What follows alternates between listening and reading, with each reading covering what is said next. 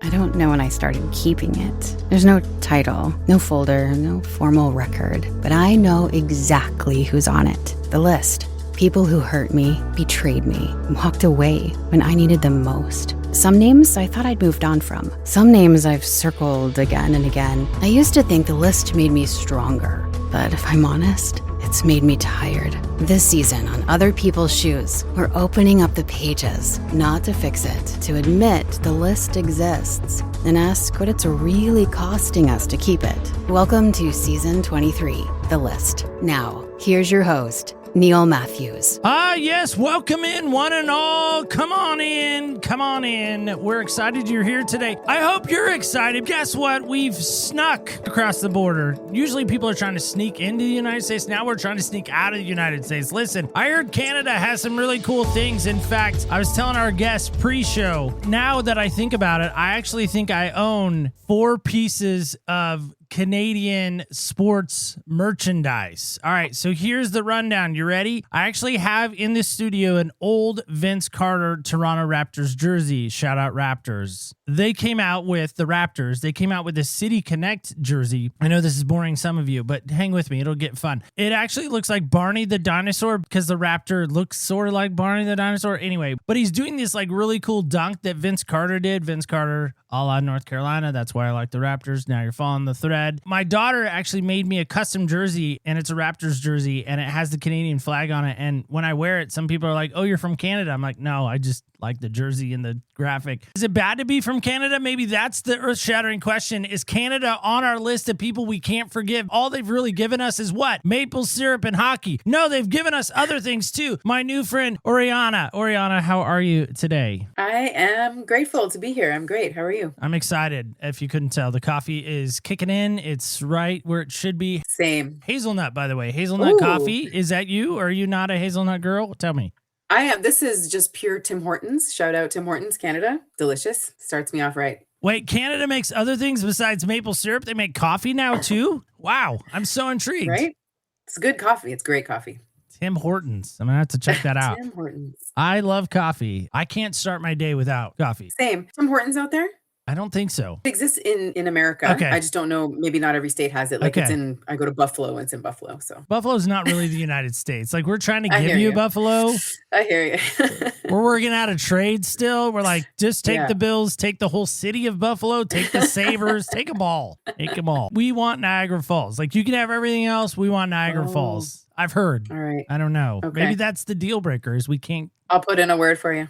Not only in Canada, but you're in Toronto, Canada. I want to get out there one day. We've had a number of guests. I think we need to have a Other People's Shoes podcast reunion for all of our friends in Canada that are in Toronto. We've been there a number of times. We're pretty familiar with Canada in our mind, of course. Google mapping and things of that nature.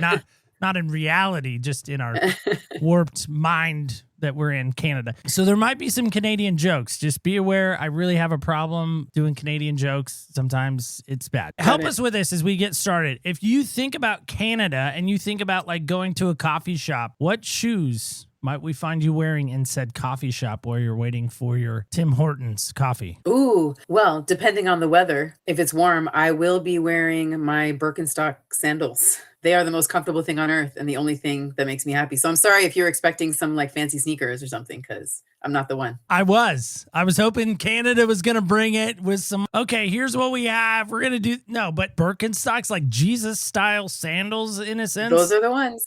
Yep. I don't do the socks in the sandals, but a lot of Canadians subscribe to the socks and sandals thing. So that's a thing. Why do we do socks with sandals? I was at a baseball game recently, baseball guy announcing for Eagle Point High School. Shout out Eagles. One of the students was walking by. Ready? High socks, Birkenstocks, basketball shorts. And I'm like, what is going on? And I look at my cohort who does the scoreboard and I'm like, BJ, what's happening there? He's like, what are you talking about? I was like, look at that guy. Yeah, Neil, are you judging his shoes? I'm like, I'm judging the whole thing. Like, what is going on here? It's a thing. It's a vibe. It's a thing. Yep. I support it. I see it everywhere. All right. Well, here we go. Oriana, help us with this. We're in this season called The List. To be candid, I've had 23 seasons. Coming up on 8 years. We're inching closer to 8 years. We're 400 episodes. It's going to be a monumental season, really. And this season is so hard for me. I personally had to admit to not only my friends, but even to the world through this show that I have had a personal list of people that I have not been able to forgive. And that's what spurred this season, is this idea of, how do I forgive these people? How do I go to them and say, listen, I'm sorry. I wrote you off. I'm done with you. Here's why. You weren't there. You didn't show up. So do you have somebody that comes to mind, or maybe a situation that comes to mind that would warrant them, maybe good or bad, to be on a list for you? Yeah, so it's funny that your show is approaching 8 years old. It's actually precisely 8 years ago that my life kind of turned inside out, upside down, and exploded a little bit. My husband at the time, him and I had just had our third child. We went to a family member's house for lunch for everyone to meet the baby. She was just a couple weeks old, less than a couple weeks. Someone came and said, oh, your husband and your dad went out for a spin in the sports car, in your dad's car. Oh, okay. Don't really care. Sounds normal. Sounds like something they would do. They took really long to come back. I was starting to get nervous, as,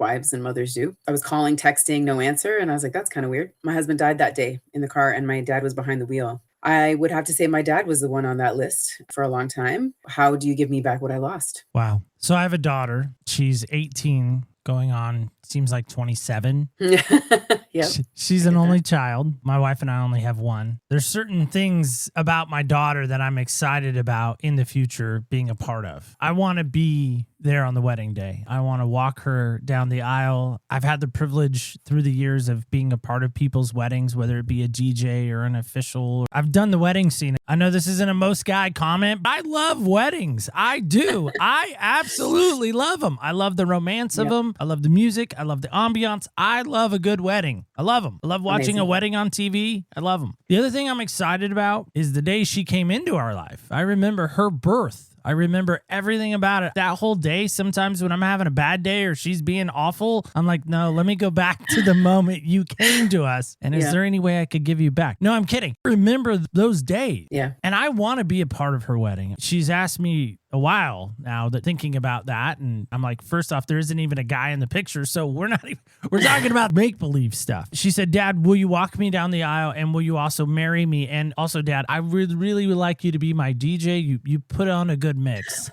Like, wow, that's a busy day for Dad.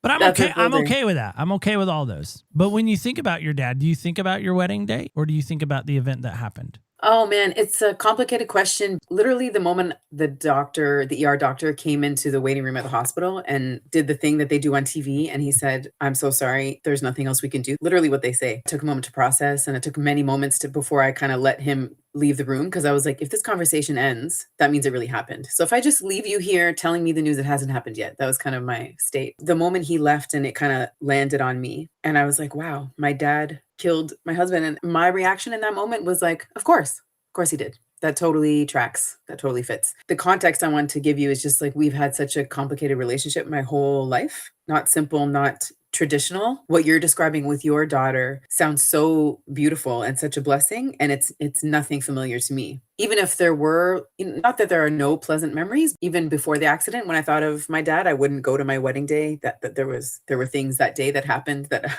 are more horror stories, in my opinion. I would say the accident is definitely the overshadowing thing now. Unfortunately, it was like the cherry on top of a very sordid history together as father and daughter. Even if there wasn't the accident that took your husband, there was already reasons, situations that maybe already had him on the list and maybe you just didn't even know it. His name was in pencil. And then when the accident happened, you're like, no, this thing ain't in pencil no more. It's going Sharpie. It's going permanent ink, never coming off. I'm never going to erase it. I will say it was already in Sharpie, man. It was an interesting journey for me. I realized that forgiveness would have to be a part of my healing. I would say it took me about a year to realize it. One of my best friends, who's also kind of a mentor to me, she said, so when are you going to forgive him? We talked about that. And then I was like, okay, I'll forgive him so that I can move on. And she was like, so when are you going to tell him? And I was like, tell him? I can't tell him I forgive him because then he'll think he's off the hook. And she was like, what hook? And I was like, oh my God. And so that sent me on a whole journey of work. When I did talk to him, I didn't just talk about the accident. I told him, I also choose to forgive you for all the stuff, all the crap that happened throughout my whole life that I've been holding on to, that I've been blaming you for, that I've been holding against you, the ways that I am now and the habits and patterns that I have that don't serve me. I blame you for all of that and I'm letting it go today.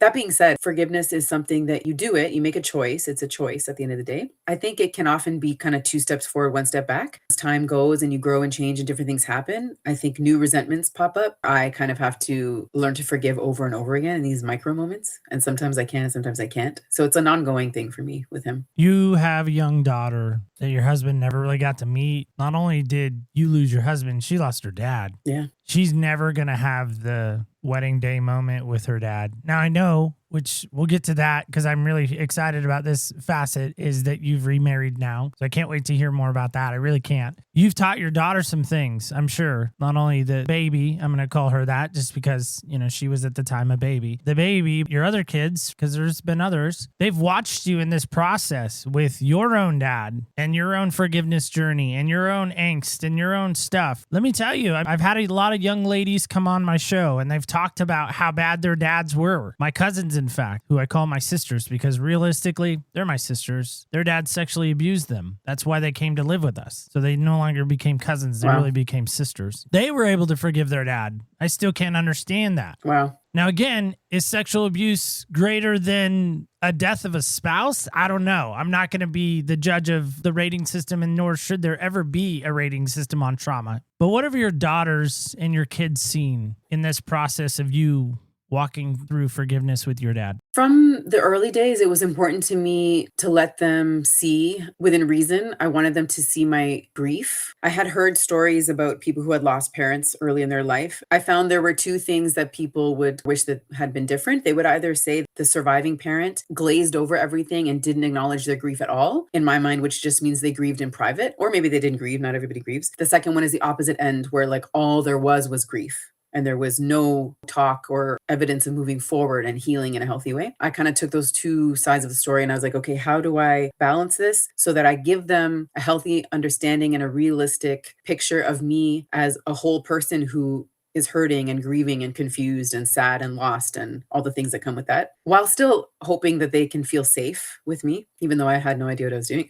Also showing them a healthy method of moving forward and teaching them tools to heal and move forward. Grief stays with you forever in a certain way. You have to learn to build a world around it. I wanted to teach them how to do that while still sharing with them that I'm going to have hard days. I think from the beginning, they saw that some days were better than others. I did a lot of crying by myself, but I made a point to cry in front of them sometimes if it happened that way. I made a point to talk to them about what I was feeling on a certain day, or if I was having a particularly sad day or a hard day, and I would share those things with them even when they were small. They've just kind of known that growing up. I'm a full person. I'm not just their mom who's smiling and laughing and making dinner and cleaning the house. There's a whole other side to me that's complex and has layers. They've seen me get back to myself. They watched me learn to have fun again and learn to laugh. And I was very conscious of maintaining my social circle and my relationships. So when they were small, I would say, hey, mommy's going to go see some friends. I need to go spend some time with the other people that I love and who bring me joy, and I'll be back. I would go and I would laugh with my friends and see movies and just try to become a person again. And then I'd come home and tell them about that. And I won't know until they're older and they can kind of talk to me more about it. That's what I hope I modeled for them. You mentioned you learned. I love that phrasing, by the way. I think it's a skill. It's like tying our shoes. It's like playing golf, like trying to hit a curveball in baseball. It's something we have to learn to do. Yeah. Do you remember who taught you how to tie your shoes? Do you remember that person? I have some foggy memories of my dad teaching me. Yeah. Okay. Who taught you how to forgive? Much like That's a tying great your question. shoe, who taught you how to forgive? Oh, wow. That's a fabulous question. I can't say I saw any type of forgiveness in my family of origin. It was not a thing, which is such a disservice. I would say that my loss, my trauma, my grief, whatever you want to call it, when you experience something like that, it shows you what your toolbox is. I think everyone kind of has an existing emotional toolbox. And you learn what kind of tools you have and you learn how to use them. And then you also sometimes learn how to make new ones, how to like craft tools. And I think some people maybe have the capacity to make tools and maybe some don't. I was determined to make tools I didn't have. I was like, I got to figure out a way to be good again. Really because of the kids and especially because of the baby. I was like, I can't just lay in bed all day. She especially needs me to get up and survive and function, but they all need me to thrive again. So I would say learning to forgive. I mean, I mostly taught myself. I think I have some amazing friendships. I'm blessed to have an abnormally wonderful group of friends. Like I can't even illustrate it with words, to be honest. So I would say they taught me by example, watching them forgive people in their own lives just talking me through things and helping me understand why forgiveness is for me. And I would say also reading books. I read a lot of self-development, personal development stuff, specifically about forgiveness. And so just taking all those pieces of information and, like I said, figuring out how to build my own tool, figure it out on my own. To be the first in my lineage, if you ask me, to truly forgive. My daughter's left-handed. Recently, actually, she was tying her shoes. And I watched her, a little fascinated by the fact that somewhere along the way, she learned how to tie her shoes. I don't remember teaching her. She's left-handed. Everything was backwards to her. And I tried, and it was like frustrating. This is going to turn into a fight. I don't want to fight over a stupid pair of shoes. Pick your battles, parents. That's free. There's no charge for that. Just pick your battles. Tying your shoes, that's not the battle. Unloading the dishwasher, picking up after the dog, those are the battles to fight. Coming home after a curfew, those are the battles. Tying your shoes, not the battle. That's my soapbox. I'm off of it now. I had a guest actually say to me in this season, who taught us how to forgive? And the minute she asked me that question, I'm like, this sucks. Like, I don't want to answer that. And I'm like, I'm going to flip that around. Everyone that comes on is going to answer that question. It's so hard to answer. Yeah. Not like tying our shoes. It's not like spelling our name, times tables. It's not like the state capitals, Providence capitals in your case. Yeah. Point is, nobody teaches us as kids, as young adults, as even adults, of how to ask for forgiveness. Right. Nobody does that. No. I feel like we need Mr. Rogers, Sesame Street, or somebody to go back in time and tell us how to forgive, or teach us how to forgive, or show us how to forgive. 100%. Because I'm a show me guy. I'm you could tell me all day long. If you show me, that's a different animal. How do you find love again? How do you get up out of bed? How do you learn how to forgive? And process of that, like say, okay, I'm open to trying to give my love to someone else again. How do you even do that? It's a process. One of the biggest parts of my grief was letting go of the picture that I had for the rest of my life. In the early days after he died, his name was Jeff. After Jeff died, I had to grieve this picture I had of the two of us sitting at like the end of a dock, looking at a lake, sipping beer, and there's loons and the sun is setting. That was like the picture of like when we're old and the kids are grown and the kids are good and like that's what we'll do. I was like, oh my God, that picture, I could see it just kind of like dissipate into smoke in my mind after he died. So what takes its place? Well, I'd still like to sit on that dock with somebody. I don't want to sit there by myself, although that's cool. I like hanging out with myself. That's not what I want for my life. That's not what I want for my growing old years. As time went on, I had to wait until I felt ready to invest. When I felt like I had the capacity and resources,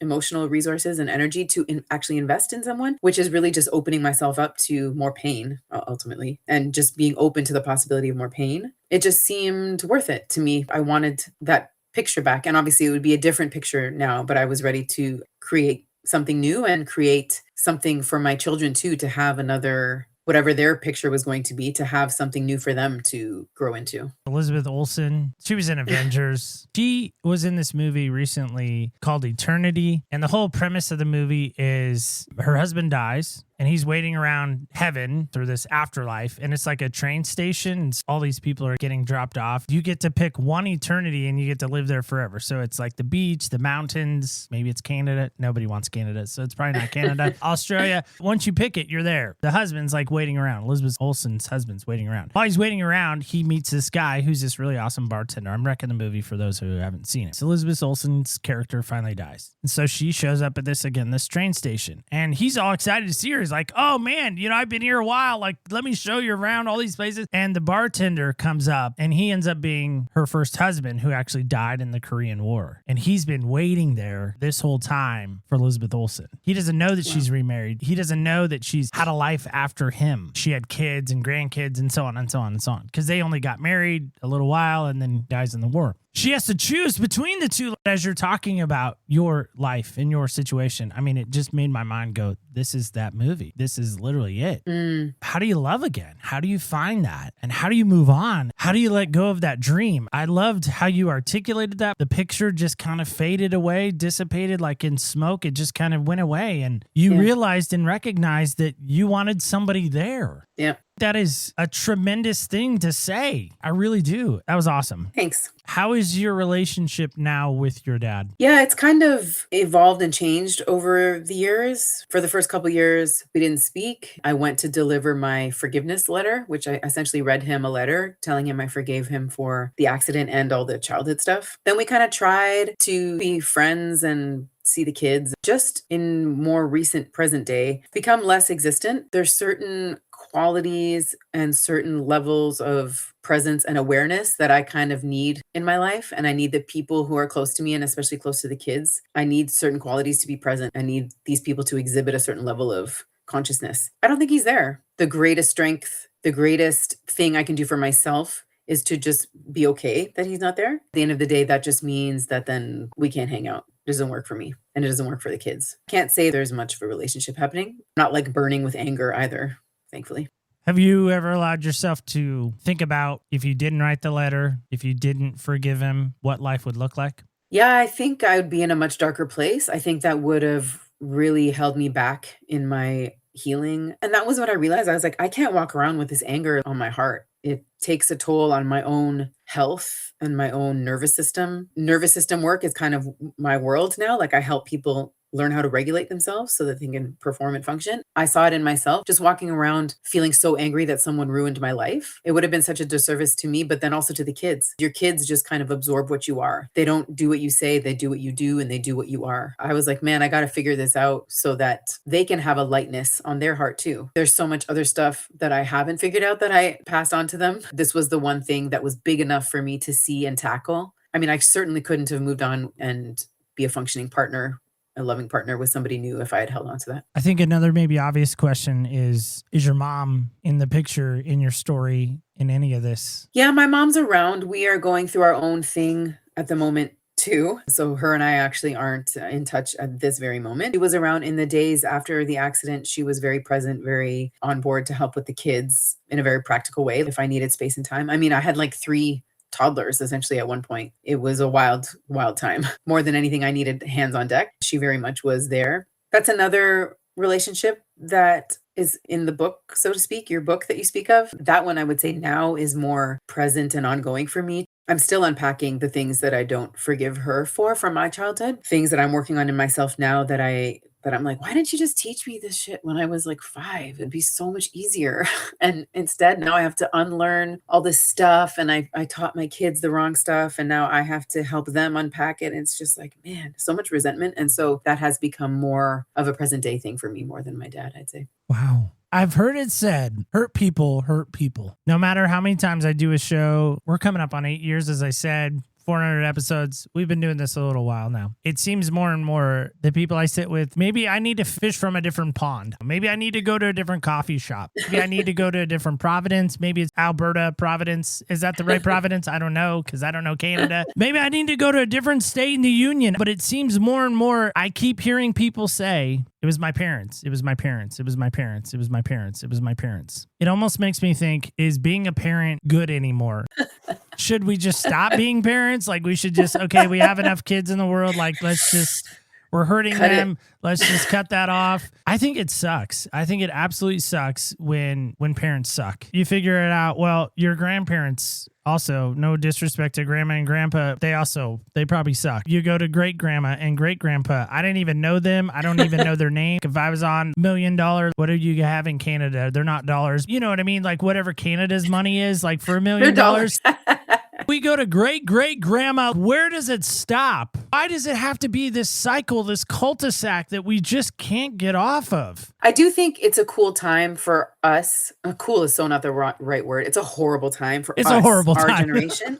Horrible. And I think you and I are in a similar generation. 46. Oh, there you go. 42. And it seems to be a worldwide thing happening where we're learning so much more about trauma and psychology and the effect of childhood on adult behavior and patterns, which is really cool because it's empowered us to now be like, oh, that's why I do that weird thing that everybody hates. I was trying to create safety for myself as a child. There's pretty universal concepts now that we're starting to understand. And I think we've actually almost gone too far into this trauma world. Like you said, everything is my parents' fault. One of the teachers that I like to listen to is Wayne Dyer. He talks a lot about forgiveness, actually, and listening to him helped me a lot. He had clients that he would counsel, and he would say, oh, well, if it's all your mom's fault, we can just get her in the office and I'll just talk to her for half an hour and then all your problems are fixed. I remember that often when I want to blame my mom, my dad for the way that I am. It's okay, I think, to take a moment and acknowledge where the things started. I started doing this really stupid habit that ruins my relationships today. When I was 6, I was trying to create inner safety. And it's okay to acknowledge that for a moment. And then the very important next step is to be like, okay, now I'm 42. So this is now my responsibility, and it is no one else's responsibility to fix it. If I go around just hurting a bunch of other people, that's only my problem. And so I think it's important to acknowledge the source, and you can have that anger and process that anger. And then it's, what are we going to do? We have to move forward. When Jeff died, it was like every time I wanted to sink into my sadness of like, why did this happen? I can't believe he's gone. Why is this happening to me? This is so horrible. What are the kids going to do? I'd be like, nope, this happened. What's next? That's it. Like, what are we doing? What is the plan? What's the next action? The cycle is going to continue. I can see in my own kids, there are unfavorable things that I've passed. And it's like, well, sorry, you're going to have to unpack that when you're 40. I don't know what to tell you. I think for the first time, there are so many things that I've taken off the plate. I hope. I don't actually know, but that's my hope. That's my guess. There are some things that I've taken off their plate, whereas our parents literally took nothing off, really, as far as I can see. It's like they were just like, here, this is how I was raised. I'm going to raise you the same. I'm going to fix nothing. Go on with your life and figure it out. I love that. Brilliant, by the way. Love that take. I want you to help me if you can, but the day you brought him that letter and the day you read that to him, can you remember that day? We led off our season with a gentleman that was in the Air Force that was shot in the back and he was paralyzed, put in a wheelchair. His name's Joe Chris. He has a movement that he's doing down in Texas, one chair at a time, trying to help kids get wheelchairs and doing all kinds of stuff with paraplegic folks. Amazing work. Wow. He actually says in the episode that the guy who shot him when he went to court and it was a whole thing, that the guy had no remorse. Oh, wow. He acted like he didn't care. And it was just a normal Tuesday. Drank my coffee from Tim Hortons and away I went. It was no big deal. And I'm like, you just shot a dude and you wrecked his world. You don't have any remorse. What was the emotional response to what your letter was and then your dad's emotional response to that letter? I remember the day and I remember sitting across from him reading it. And I can't say I remember specifically what he said after. I think maybe he said, thank you for sharing or something. I don't quite remember. Something that helped me that I was smart enough to do before going into that room, I set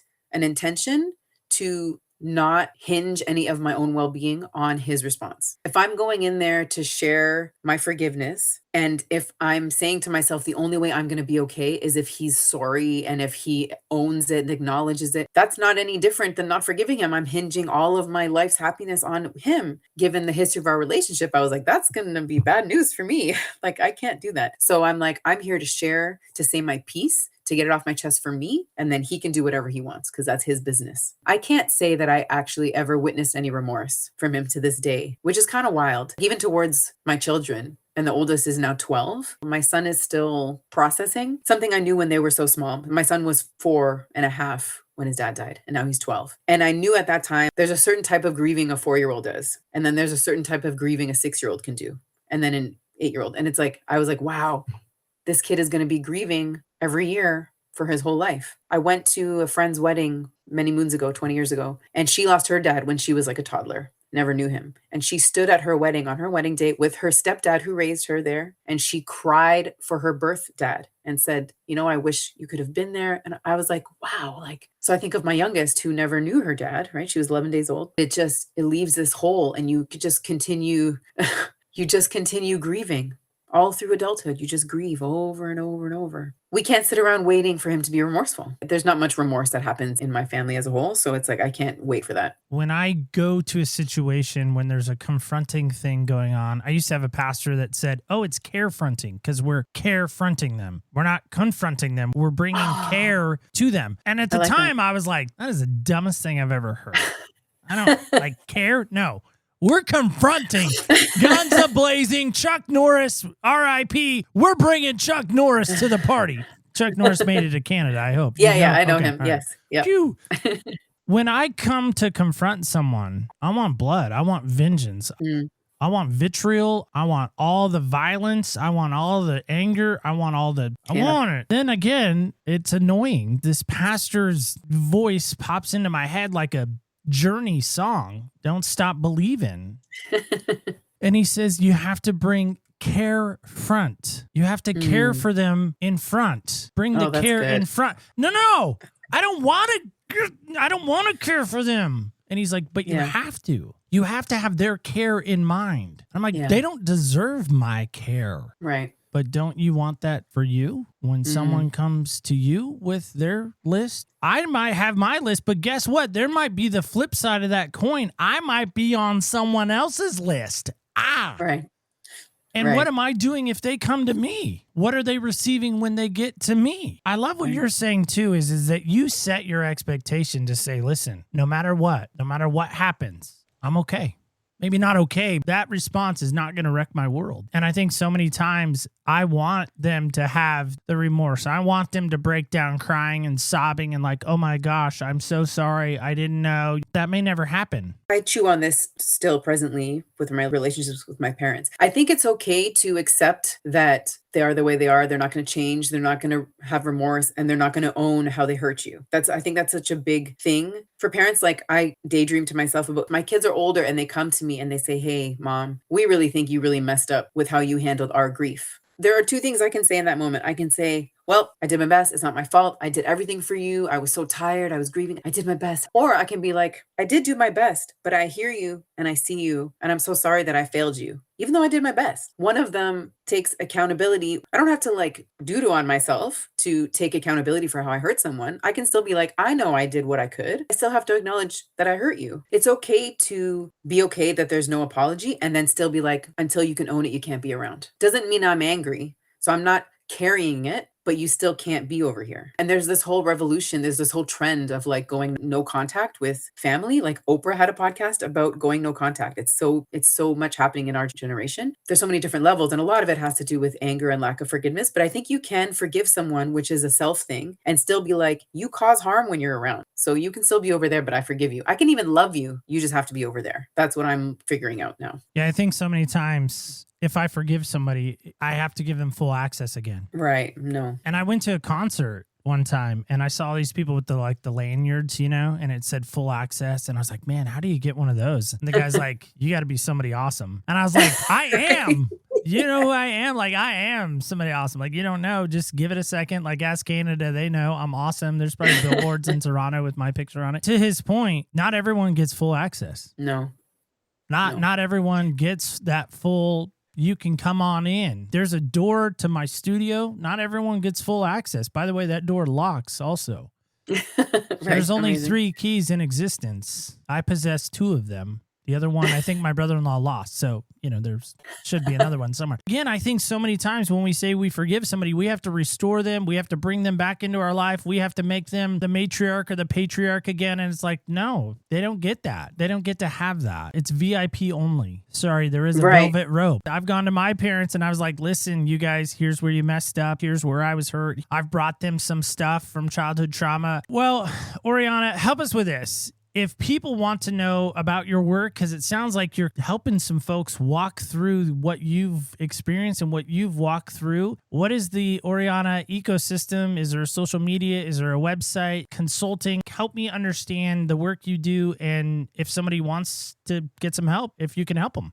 Yeah, so my website is orianasparksjoy.com. I do corporate stuff. I really want to go into workplaces and kind of normalize the idea of you can't be an effective leader without regulation in yourself. The idea of just like white knuckling it through a nonstop day that starts at 7 a.m. You check your phone and then you don't stop until you crash at the end of the night. It's not sustainable. Teaching people how to just take micro pauses throughout their day to check themselves. And then you go into like what I was talking about, setting an intention before a hard conversation. We can do that all day. Before every conversation, before every meeting, why am I here? What's really important? So it's like remembering what the why is. What do I want to give in this space? What do I want to receive? How do I want to feel? And how do I want to make other people feel? Those are kind of my 5 tenets for setting intentions. And then I also take that on a one-on-one and I do counseling. I'm on Psychology Today as Oriana Sparks Joy. I can do virtual, so I can do Canada and America. I really want to teach people how to slow down and be still with themselves. I say stillness is your superpower, especially for young people. I work with like teenagers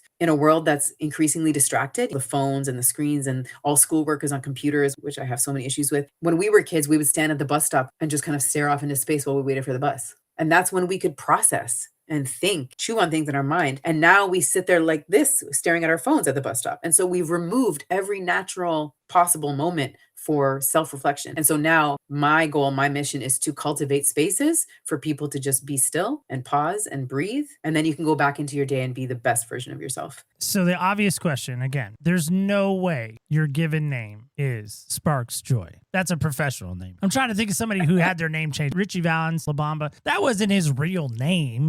His real name, I'm wrecking it. People are like, what? Richie Valens? That's not his real name? No, watch the movie. That's not his real name. So that's not your real name, is it? So Sparks is my real name, but the Joy I added for my business, I was like, I don't want some made up title. I wanted to just be my name, but I'm like, Sparks Joy. I just want to spark joy in you. That's all I want to do. So yeah, the Joy is not mine. Okay. The Sparks is you. The Sparks is my husband gave it to me. Wow. The main reason I married him. Awesome name. It's not true. It's an awesome name. At least you didn't get like Bernard or something like that. Sorry to all Right? the Bernards in the world. What sparks joy in you now?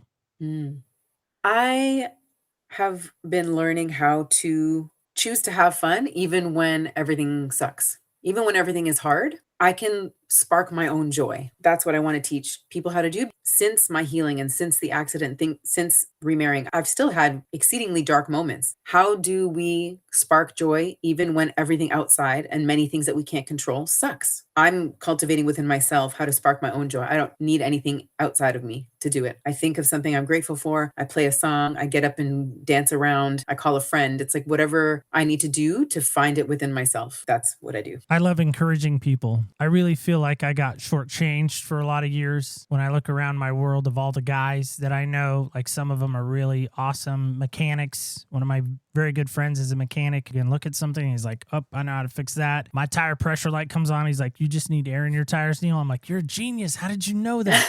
I have another friend that can build computers. I mean, he's just super smart when it comes to like tech stuff, like way above my tech grade. I have another friend that is just an amazing singer. He's just so talented. He should have his own album. In fact, he does. Rob Diaz. Shout out, Rob.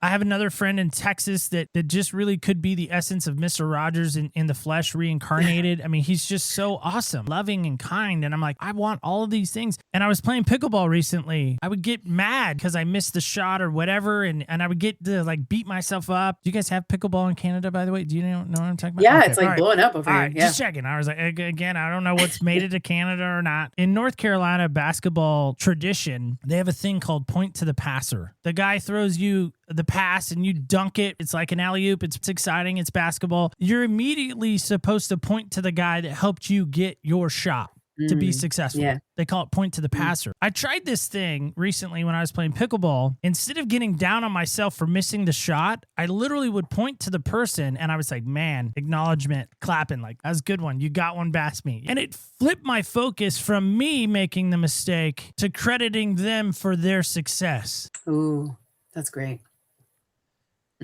Someone were to ask me, hey, how are you sparking joy? I'm going to start pointing to people and pointing out the thing that they're doing awesome. I love that.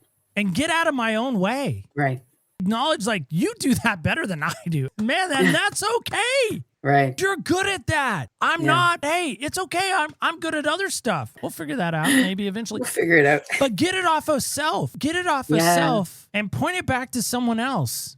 I mean, the old adage, when you point to someone else, you got three fingers pointing back at you. Right, but flip that around. But you flip it. I love that. But yeah, flip that's it around solid. to say, no, look, I'm pointing at you. I'm not worried about me right now. I'm pointing at you. I'm acknowledging what you did recently, as I said, in this pickleball game. And somebody came up to me, they're like, why do you keep pointing at me? I was like, I'm just acknowledging what you did. I'm just pointing out like, hey, look at what you did. Yes, I'm celebrating you. And they're like, that's weird. Stop doing that. So I tested love it that. at pickleball. I don't know if it's going to take off, but I'm going to keep doing it. Yes, I'm I'm going to keep doing it That's in amazing. life. When somebody does something awesome in my life, I'm going to point to them, and not fakely, but genuinely say, you know what? Hey, great job. They're going to look at me like, I just made scrambled eggs. It's not that big of a deal. But it is a big deal. You did it. It was great. Oriana, I'm excited that we got to connect. I'm really excited about what you shared today. I just want to say thanks so much for being here and giving us some moments, taking time away from the kids and the fam. That's always important to me. I never take that for granted that people gave us an hour of their life that I can't really give back. But I'm pointing at you. People can't see, but I'm pointing at you on the camera. I really appreciate you, and I really appreciate your insight and your willingness to share a very traumatic event in your life and use it for healing to hopefully bring others to a healing point. Again, pointing at you. Thank you for that. And thank you, Neil. You have a beautiful energy, and you are a wonderful listener, and you ask really thoughtful questions that make me